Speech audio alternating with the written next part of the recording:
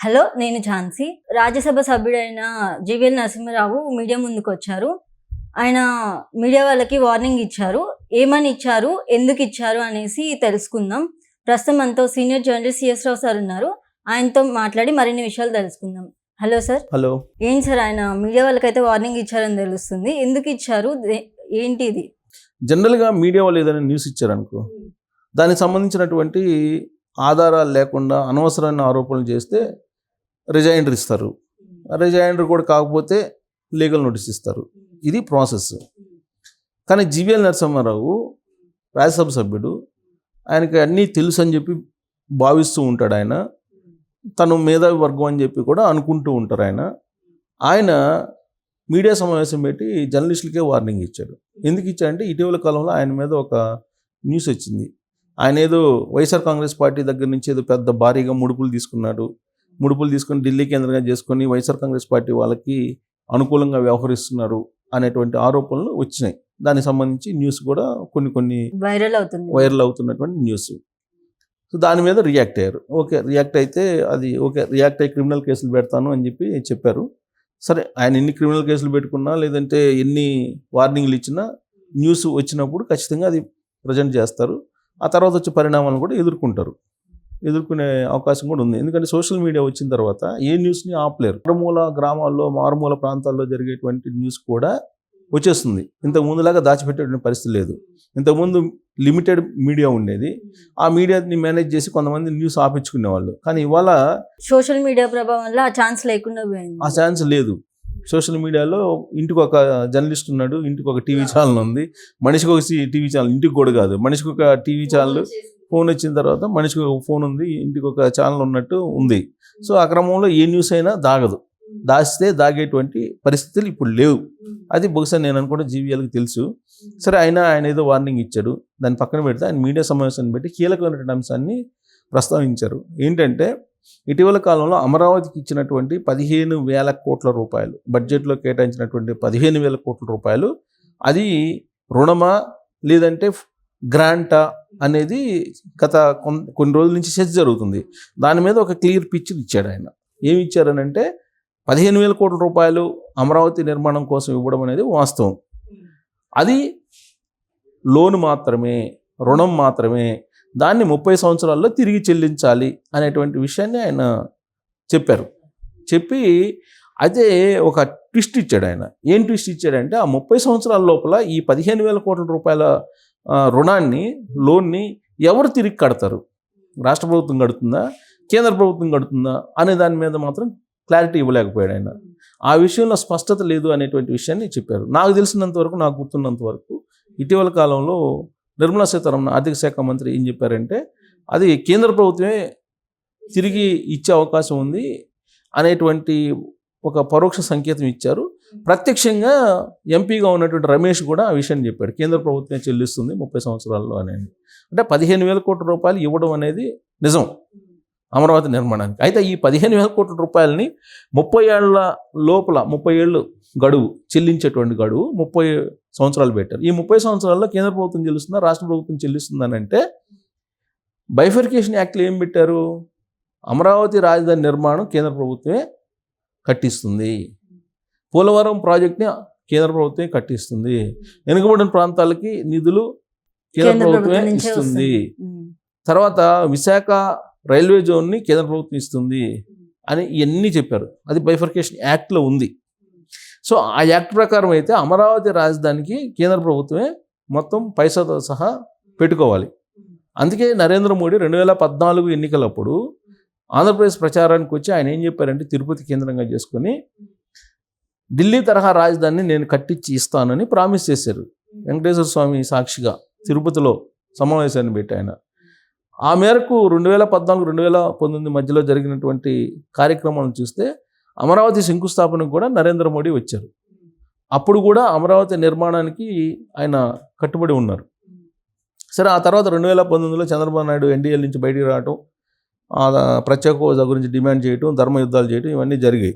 ఆ క్రమంలో జగన్మోహన్ రెడ్డి వచ్చాడు 2019లో. 2019 నుంచి 2024 వరకు అసలు రాజధాని 3 రాజధానుల ప్రస్తావన జరిగింది. అసలు రాజధాని లేకుండా అయిపోయింది.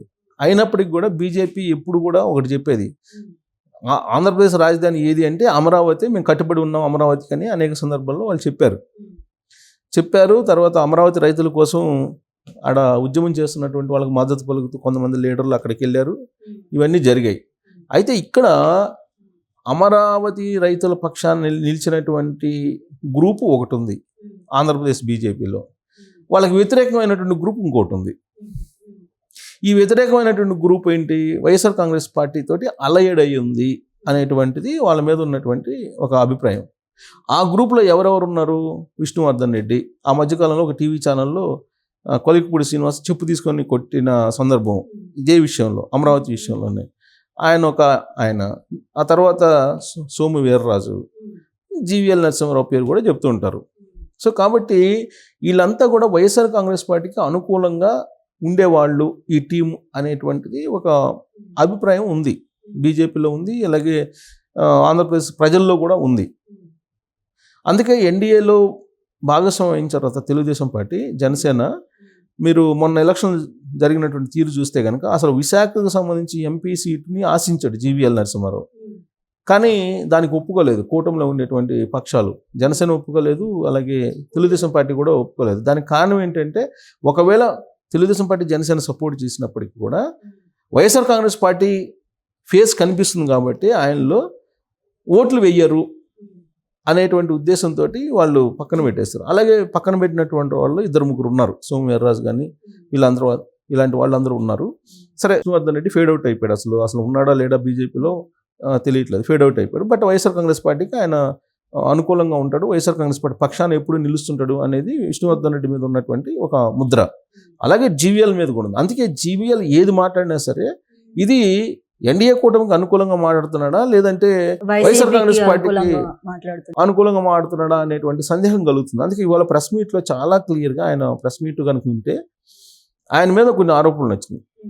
వైఎస్ఆర్ కాంగ్రెస్ పార్టీ నుంచి ఏదో ముడుపులు తీసుకొని, లంచం తీసుకుని ఏదో సపోర్ట్ చేశాడనేది. ఆ విషయాన్ని ఖండించకుండా ఆయన్ని మీడియాకే వార్నింగ్ ఇచ్చాడు. మీడియాకి వార్నింగ్ ఇచ్చి ఇంకొకసారి కనుక ఇలా రాస్తే లేదా ఇలా చెప్తే మీరు క్రిమినల్ కేసులు లేదంటే చట్టపరమైన చర్యలు తీసుకుంటామని చెప్పి ఆయన వార్నింగ్ ఇవ్వడం జరిగింది. వార్నింగ్ ఇస్తూ ఆయన ఏం చెప్పాడంటే 10 ఏళ్ల పాటు ఆంధ్రప్రదేశ్ వెనకబట్టడానికి కారణం కాంగ్రెస్ పార్టీ అని చెప్పారు. ఈ 10 ఏళ్ల పాటు రాష్ట్రంలో వెనుకబడతానికి కాంగ్రెస్ పార్టీ కారణం అని చెప్పారు. వాస్తవంగా కాంగ్రెస్ పార్టీ అక్కడ లేదు. 2014 నుంచి 2019 వరకు కాంగ్రెస్ పార్టీ లేదు. ఎప్పుడైతే స్టేట్ డివైడ్ అయిందో అప్పటి నుంచి ఏపీలో కాంగ్రెస్ అనేది లేకుండా పోయింది. అలాంటప్పుడు కాంగ్రెస్ ఎలా రీజన్ అవుతుంది అంటే విభజన చట్టంలో వీళ్ళు కరెక్ట్గా చేయలేదు, అందుకని వెనకబడిపోయిందని ఆయన చెప్తున్నాడు. సరే, విభజన చట్టంలో వాళ్ళు చేయకపోతే 2014లో ఎన్డీఏ కూటమి వచ్చిందిగా, డబుల్ ఇంజిన్ సర్కారేగా, కేంద్రంలో రాష్ట్రంలో, మరి వీళ్ళు చేయాలిగా. ఆ విషయం చెప్పలా. పైగా ఎక్కడైతే రాష్ట్రం విధ్వంసానికి గురైందో 2019 నుంచి 2024 వరకు జగన్మోహన్ రెడ్డి ప్రభుత్వంలో అది మాత్రం ప్రస్తావించలా. ఇప్పుడు ఆల్రెడీ శ్వేతపత్రాలు రిలీజ్ చేస్తున్నారు. ఎంత డిజాస్టర్ అయింది ఆంధ్రప్రదేశ్ జగన్మోహన్ రెడ్డి పీరియడ్లో అనేది శ్వేతపత్రాలు రిలీజ్ చేస్తున్నాడు చంద్రబాబు నాయుడు. కానీ ఆ పీరియడ్ని వైఎస్ఆర్ కాంగ్రెస్ పార్టీ చేసిన విధ్వంసం కింద ఆయన పరిగణించట్లేదు. మొత్తం 10 సంవత్సరాల టెన్యూర్ని కాంగ్రెస్ పార్టీ మీదకే నెట్టేశారు. కాంగ్రెస్ పార్టీలో నెట్టేసి కాంగ్రెస్ పార్టీ కారణంగానే ఆంధ్రప్రదేశ్ నష్టపోయిందని. అంటే వైఎస్ఆర్ కాంగ్రెస్ పార్టీ ప్రస్తావన తీసుకురావడానికి ఆయన ఇష్టపడలా. డబుల్ ఇంజిన్ సర్కార్ ఉంటుంది, ఆంధ్రప్రదేశ్ అభివృద్ధి వేగంగా జరుగుతుందని చెప్పాడు. ఈ ఫండ్స్ అన్ని రిలీజ్ అవుతున్నాయి అవన్నీ చెప్పారు. కానీ కాంగ్రెస్ పార్టీ అప్పుడు అక్కడ ఉనికి లేనటువంటి కాంగ్రెస్ పార్టీ గురించి చెప్తున్నాడు ఆయన. అసలు డిజాస్టర్ అయింది ఎక్కడ, నష్టపోయింది ఎక్కడ, ఆంధ్రప్రదేశ్ 20 సంవత్సరాల పాటు వెనక్కిపోయిందని చెప్పి చంద్రబాబు నాయుడు చెప్తున్నాడు కదా.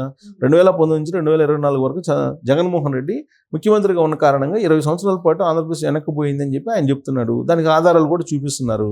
అలాంటప్పుడు ఈ పీరియడ్ని మెన్షన్ చేయాలి కదా జీవీఎల్ నరసింహారావు. కానీ మొత్తం టోటల్గా కాంగ్రెస్ పార్టీకి ఏదో అంటగట్టేసి వైఎస్ఆర్ కాంగ్రెస్ పార్టీ ప్రస్తావన లేకుండా ఆయన ఏదో పరోక్షంగా ఆ పార్టీకి అండగా ఉండేలాగా ఆయన మాట్లాడుతున్నారు అనేది మళ్ళీ ఇప్పుడు ప్రెస్ మీట్ అయిపోయిన తర్వాత కొంతమంది భావిస్తున్నటువంటి సందర్భం. ఎందుకంటే ఆయన ఇది కనుక మాట్లాడినట్టయితే ఆ అనుమానాలు వ్యక్తం అయ్యాయి కాదు. అంటే బహుశా ఆయన మనసులో ఏం లేకపోవచ్చు, బీజేపీ పార్టీకి అనుగుణంగా మాట్లాడి ఉండొచ్చు. కానీ ఆయన ఏం మాట్లాడినా కానీ వైసీపీ ముఖం కనపడుతుంది అనేది ఆడ ఉండేటువంటి ప్రజలు ఎవరిని గదిలించినా మాట్లాడుకుంటున్నారు. అలాంటి సందర్భంలో రామరామ అన్న బూతులాగా వినపడుతుంది నచ్చకపోతే. అలాగే జీవీఎల్ ఏది మాట్లాడినా అది వైఎస్ఆర్ కాంగ్రెస్ పార్టీకి అనుకూలంగా మాట్లాడుతున్నారు అనేటువంటి భావన ఉంటుంది. దానికి అనుగుణంగా ఇవాళ ప్రెస్ మీట్లో ఆయన ప్రస్తావించినటువంటి మాటలు కూడా ఉన్నాయని చెప్పి మనం అనుకోవచ్చు. Okay sir, thank you sir. Thank you.